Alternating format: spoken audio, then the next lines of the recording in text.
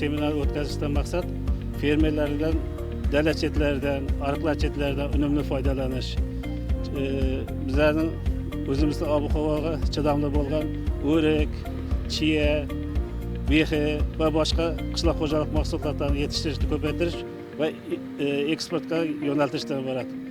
Bundan tashqari bu yerda hozir fermer xo'jaliklariga shu qishloq xo'jaliklari yetishtirishda fitosanitar toza mahsulot yetishtirish, shu qarorda ko'rsatilgan, masalan, dala chetlaridan unumli foydalanmagan fermerlarga qanday